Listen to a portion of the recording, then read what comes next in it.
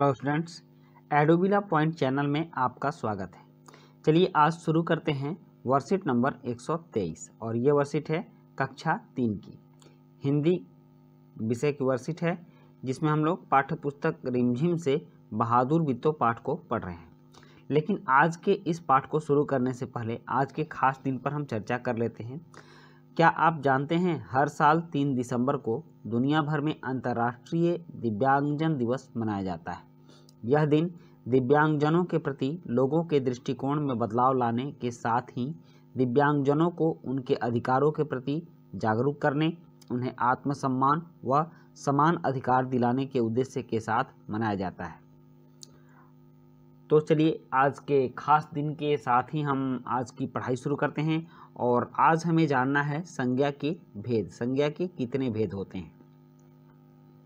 बच्चों, आपने पाठ बहादुर बित्तो अच्छे से पढ़ा होगा। कुछ दिन पहले हमने संज्ञा के बारे में पढ़ा था, याद है ना बच्चों आपको? अच्छा, चलिए एक बार इसे दोहरा लेते हैं। संज्ञा किसे कहते हैं ये हम पिछले वर्कशीट में कुछ दिनों पहले पढ़े थे, तो आपको याद है तो ठीक है, नहीं याद है तो इसको एक बार हम दोहरा लेते हैं।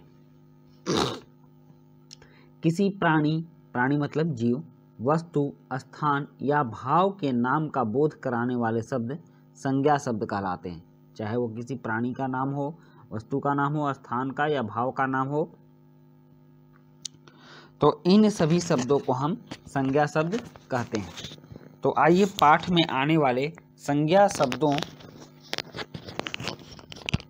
अर्थात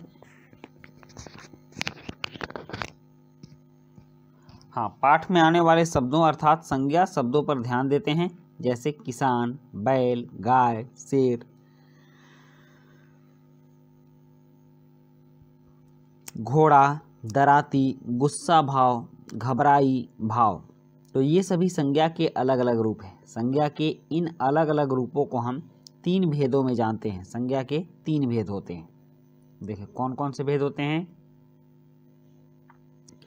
व्यक्तिवाचक संज्ञा, जातिवाचक संज्ञा और भाववाचक संज्ञा। जिन शब्दों से किसी विशेष व्यक्ति, स्थान या वस्तु के नाम का ज्ञान हो, जैसे केला, लता मंगेशकर, दिल्ली, क्रिकेट, दीपावली आदि, तो ये सभी व्यक्तिवाचक संज्ञा कहलाएंगे। जैसे किसी खास व्यक्ति, किसी एक व्यक्ति या वस्तु के नाम का बोध हो तो ये व्यक्तिवाचक संज्ञा कहलाएंगे। उसके बाद है जातिवाचक संज्ञा। जिन शब्दों से किसी प्राणी, स्थान या वस्तु की पूरी जाति की जानकारी मिले, जैसे फल, गायिका, शहर, खेल, त्योहार, जानवर, संपूर्ण पशु जाति के लिए इनका प्रयोग हो रहा है, तो ये जातिवाचक संज्ञा हो गई। उसके बाद है भाववाचक संज्ञा। जिन शब्दों से किसी व्यक्ति, वस्तु या स्थान के गुण, दोषों या मन के भावों की जानकारी मिले, जैसे मित्रता, हरियाली, गर्माहट, खुशी, सुंदरता आदि, तो ये सभी हो गए भाववाचक संज्ञा।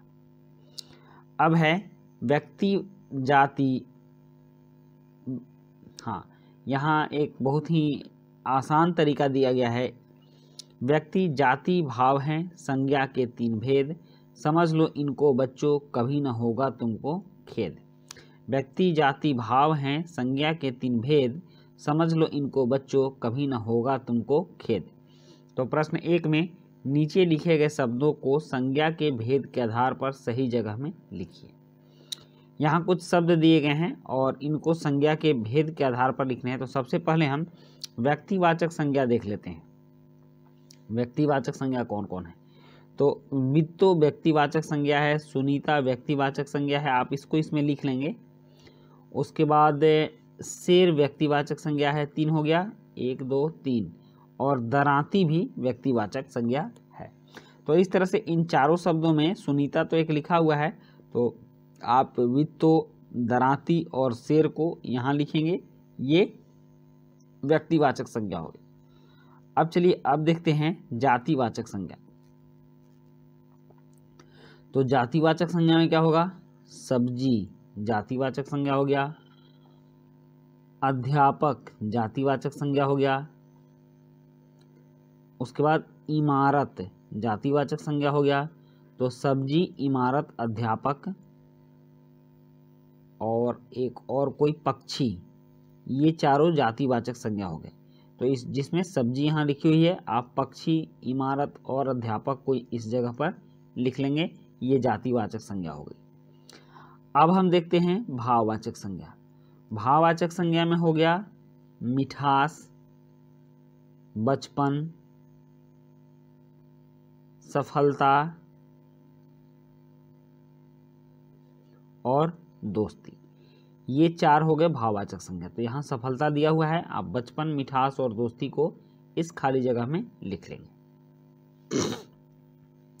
उसके बाद प्रश्न 2 है, और प्रश्न 2 कह रहा है नीचे दिए गए वाक्यांशों को पढ़कर आपके मन में कौन कौन से भाव डर, खुशी, दुख उत्पन्न होते हैं, लिखिए। अपनी प्रशंसा सुनकर खुशी उत्पन्न होती है तो आप खुशी लिखेंगे, खुशी। आपको चोट लगने पर दुख महसूस होता है तो आप इसमें दुख लिखेंगे, ओके। और सुनसान अंधेरी जगह पर डर उत्पन्न होता है तो आप इसमें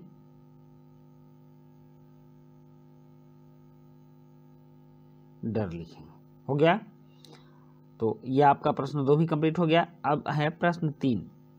पाठ में अगर आप बित्तों की जगह होते तो शेर से निपटने के लिए क्या उपाय सोचते? तो इसका उत्तर मैं आपको बताऊंगा, लेकिन इससे पहले अभिभावकों के लिए सुझाव है कि बच्चों से पूछिए कि उनके प्रिय अध्यापक अध्यापिका कौन हैं और वे उनके कौन से गुणों से प्रभावित हैं। तो चलिए बच्चों, अब हम पाठ 3 प्रश्न 3 के उत्तर लिखते हैं। प्रश्न 3 है, पाठ में अगर आप बित्तों की जगह होते तो शेर से निपटने के लिए क्या उपाय सोचते? इसका उत्तर है, अगर मैं बित्तों की जगह होता तो शेर को मैं भी डराकर भगा देता। तो बच्चों, ये थी आपकी आज की वर्कशीट और हमने वर्कशीट पूरी की। मिलते हैं नेक्स्ट वर्कशीट में। Thank you.